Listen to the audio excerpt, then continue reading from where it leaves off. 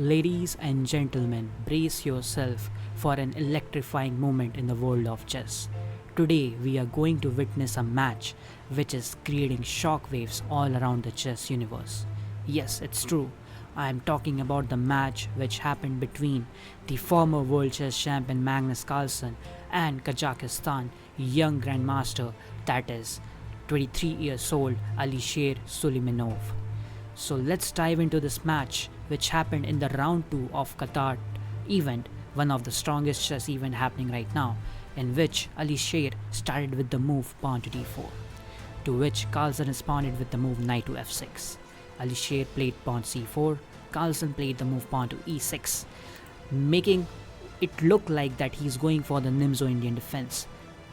So Alisher responded with knight to f3, to which Carlsen switched from Nimzo-Indian defense and went for the Queen's Indian opening. A very typical setup it looks like Carlsen is going to take.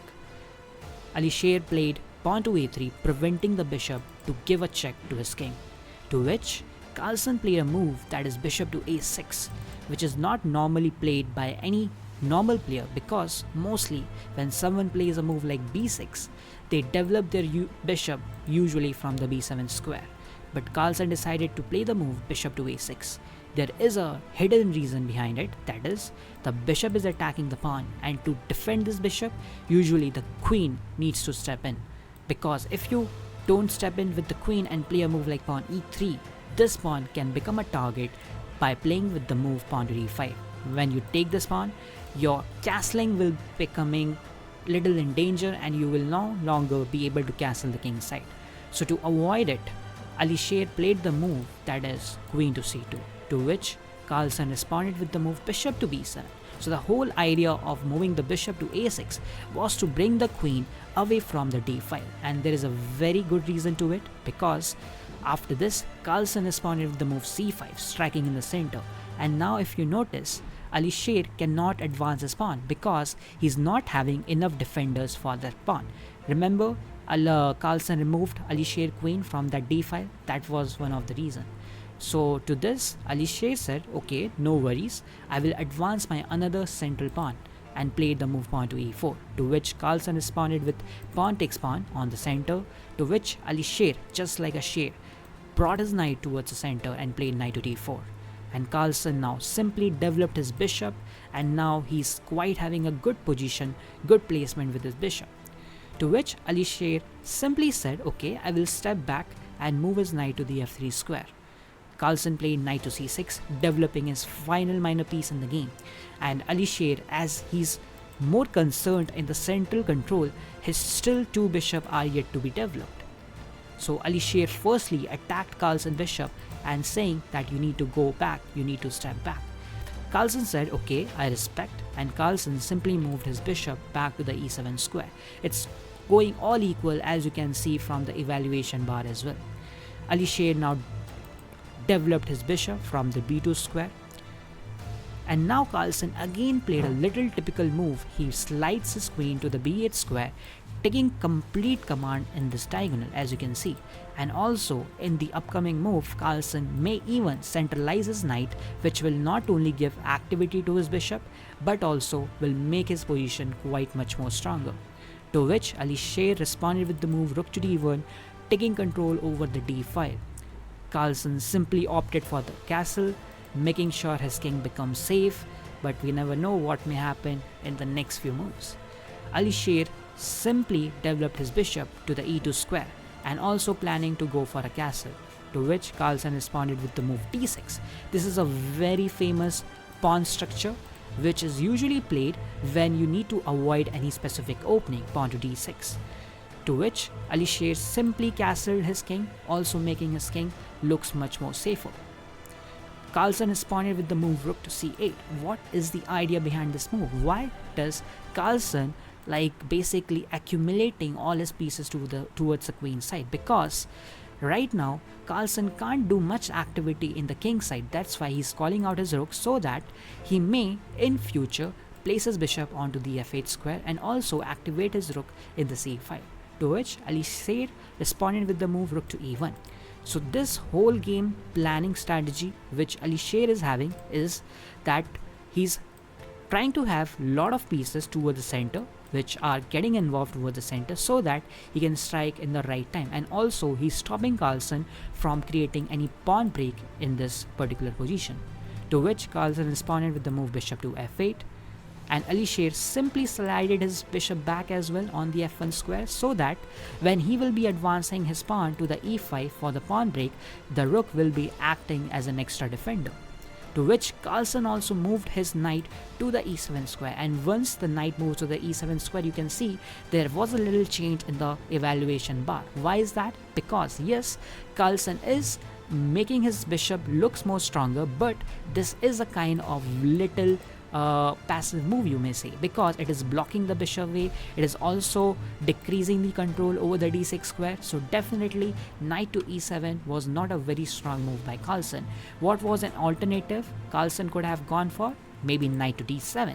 The further plan of knight d7 is to centralize the knight and then strike in the center. But Carlsen may have evaluated that knight e7 looks more stronger to him, to which Alisher came up with a very nice move, that is knight to b5, immediately taking advantage of the square which I was talking before, the d6 square. And now Carlsen needs to do something in order to defend the square. So Carlsen slides his knight back to the e8 square. Again, a pretty passive move by Carlsen.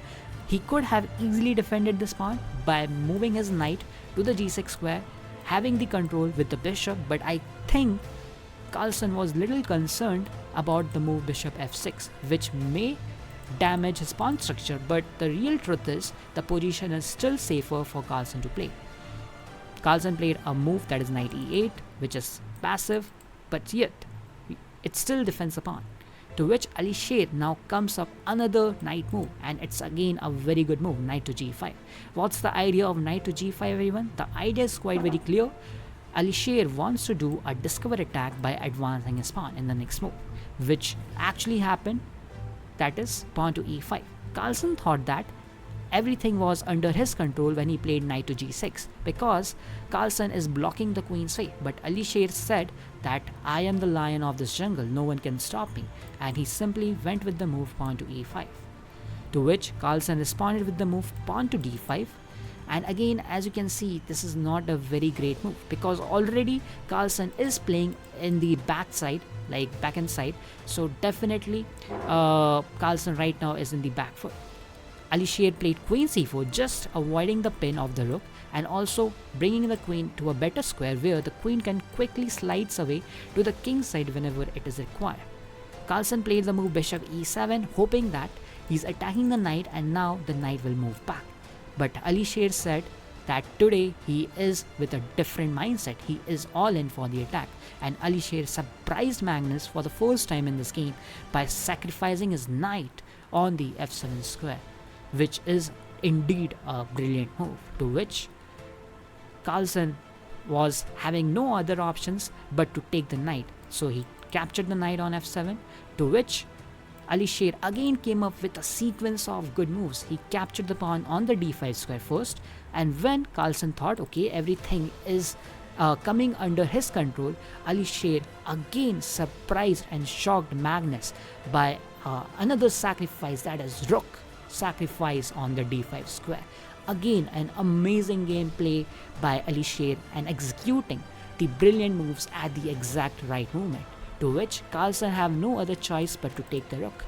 So Carlsen captures the rook on the d5 square, to which Alisher now quickly captures the pawn back on the d5 square, attacking the king with a check.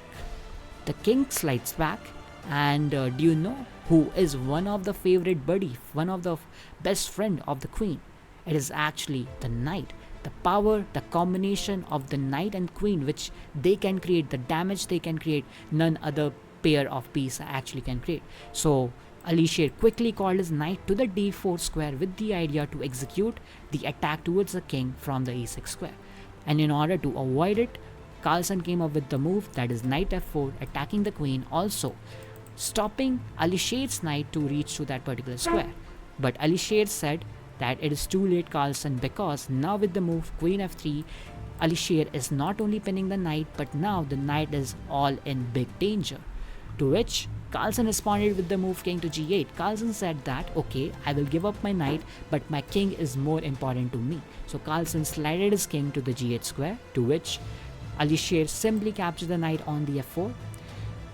Carlsen played queen to b7, hoping that he may get some activity in this particular diagonal and especially this particular rank, so that he can quickly call his king for the defense of his king. But it was kind of too late, because now Alisher quickly slided his knight to the f4 square, building pressure towards the bishop, and the main threat is to actually bring the bishop towards the c4 square and then attacking the king. In order to avoid it, Carlsen played the move b5, hoping that, okay, now the bishop can't no longer come here because his pawn is controlling that square.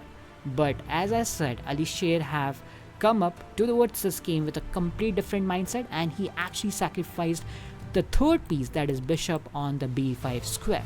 Carlsen was again quite very surprised, because he can't take the bishop any longer.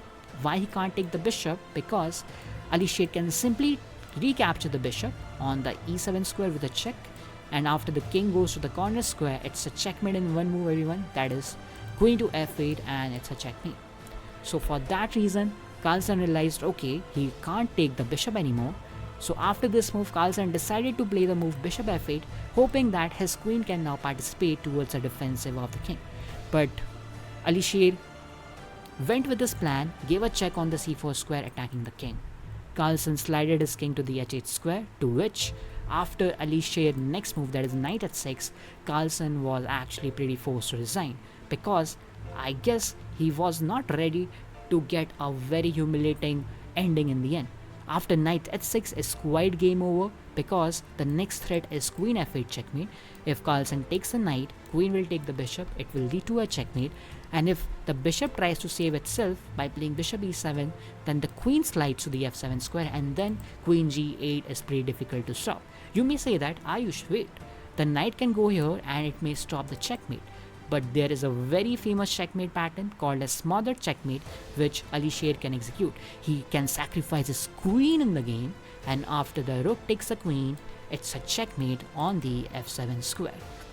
So with this victory, the young grandmaster, 23 years old Alisher Suleymanov, defeated the former world chess champion Magnus Carlsen and shocked the whole chess world. So to all the chess fans, I will say the world of chess has just witnessed a historic moment, and I am here to bring you all the insights, analysis and reaction. It's time to find out what lies ahead for the world #1 chess player after this unexpected turn of event. So stay tuned everyone, and please like and subscribe if you get something from this game.